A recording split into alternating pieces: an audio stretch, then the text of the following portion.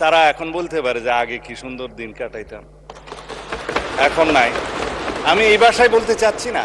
জুলাই যোদ্ধারা আওয়ামী যোদ্ধার সাথে সাক্ষাৎ মোলাকাত করতে যায় চট্টগ্রামে, আমি বলতে চাচ্ছি না। এটা আমার বলা ঠিকও না। বলে যে 2024-এর ইন্টারিম গভর্নমেন্ট, আমি আসলে কিছু কথা বললে হয়তো অনেকে অন্যভাবে নিবে। এই ইন্টারিম গভর্নমেন্টটা ছিল ভিতরে বাইরে দুই দলের সমর্থনে। তো এক দল ছিল যমুনার অভ্যন্তরে, আর একটা দল ছিল যমুনাকে কিনারে। তো মাননীয় স্পিকার,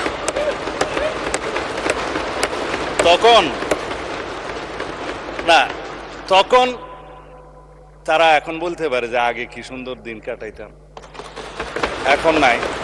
আমি এই ভাষায় বলতে চাচ্ছি না। আগে যা ভালো ছিল তা হঠাৎ করে এখন মন্দ হলো কিভাবে, এটা স্ববিরোধিতা। মাননীয় স্পিকার, এর বেশি বলতে চাই না। আমার নতুন দলের নতুন বন্ধুরা নতুন বন্দোবস্তের নতুন রাজনীতি করছে, পুরানো বন্দোবস্তের আদলে জুলাই যোদ্ধারা আওয়ামী যোদ্ধার সাথে সাক্ষাৎ মোলাকাত করতে যায় চট্টগ্রামে, আমি বলতে চাচ্ছি না। এটা আমার বলা ঠিকও না। সুতরাং বন্দোবস্ত নতুন হলে রীতিনীতি সুরত আদলও নতুন হতে হবে। এটা মানে স্পিকার, আমি অনুরোধ করব যাতে এগুলাতে কেউ মনে না করে আর কি। যাই হোক, সেই অন্তর্বর্তীকালীন সরকারের মেয়াদ তো একটা অনির্ধারিত না হলেও এটা নির্ধারণ জনগণ করে দিয়েছিল। কেউ কেউ নির্বাচন তখন চায় নাই, কিন্তু নির্বাচন আদায় করে নিতে হয়েছে। মানে স্পিকার, এখানে সেটা দেশের ইতিহাস সাক্ষী দেবে। তো সুতরাং ওই 4 দিনের সরকার, 4 দিনের দুনিয়া।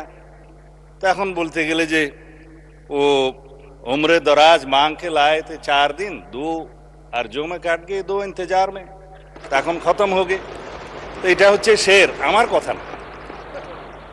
এখন আমি বাস্তবে আসার জন্য বলছি, আমরা একটা গণতান্ত্রিকভাবে নির্বাচিত সরকার, একটা ঐতিহাসিক নির্বাচন হয়েছে, সারা বিশ্ব স্বীকৃতি দিয়েছে। যারা ইলেকশন অবজারভার্স এসেছিলেন ইইউ সহ সমস্ত দুনিয়া থেকে, তারা সবাই বলেছে বাংলাদেশে একটা সুষ্ঠু শান্তিপূর্ণ নির্বাচন হয়েছে। গত পরশুদিন ইইউর নির্বাচন পর্যবেক্ষণ কমিশনের চূড়ান্ত প্রতিবেদন দাখিল হয়েছে, আমাদেরকেও দিয়েছে, মাননীয় বিরোধী দলীয় নেতার কাছেও দিয়েছেন। তো তারা বলেছেন নির্বাচন বিশ্বাসযোগ্য, কোনো ইঞ্জিনিয়ারিং দেখা যায়নি। গতকালকের পত্রিকা 1টা 2টা 3টা, আমার কাছে আর বেশি পত্রিকা নাই। কিন্তু মাননীয় বিরোধী দলীয় নেতা এক জায়গায় শেকায়েত করেছেন যে হ্যাঁ, বিএনপি সংস্কারের বিষয়ে টালবাহানা করছে। তা আমি এখন পত্রিকাগুলো ফেলে দিলাম।